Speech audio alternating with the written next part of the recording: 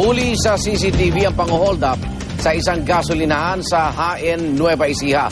Nagpanggap na customer ang mga suspect bago dilimas ang kaha at tumakas gamit ang isang nakaw na taxi. Darito ang exclusive report ni Emil Sumangil. Pagsampa ng taxi sa gasolinahan, agad na nagpa-full tank ang tsuper na naiwan sa driver's seat. Bago tumapat sa gasoline pump ang taxi at bago ito mahagip ng CCTV, nakababa na ang dalawang sakay nito na dumiretso sa shop kung saan nakapwesto ang kahero.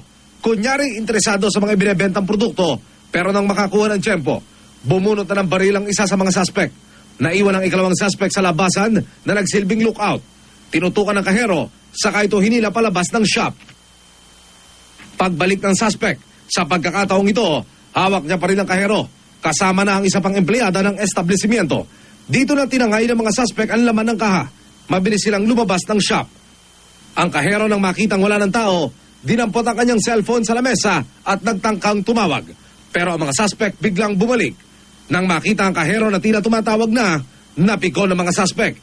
Tinutukan ng baril ang mga biktima, sinaktan, saka tinangay ang cellphone bago tuluyang umalis. Ang taxi na kanilang getaway vehicle na unang nakunan ng CCTV na nagpapagasolina, hindi na bumaba sa pwesto ng tsuper.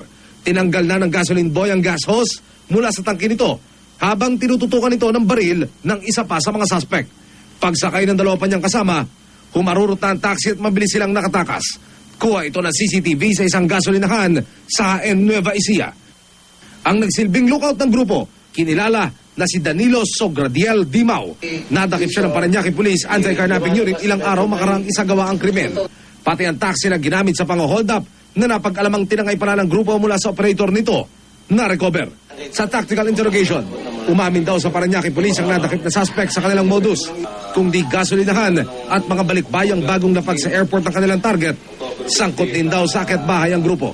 Meron siya mga revelation na there's a one house na bibiktimain nila, which is itong nagbibigay, itong si Normandy Dizon na dapat akitin nila at hold upin yung isang bahay sa Bernabe Subdivision.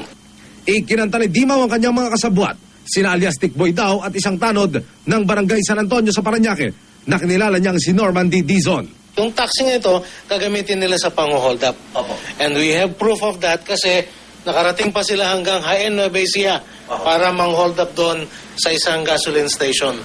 Ang iba pang taxi na kinarjak ng grupo, na-recover na rin ng pulisya makaraang mabuking ang modus nila. Para sa unang balita, Emil Sumangil reporting.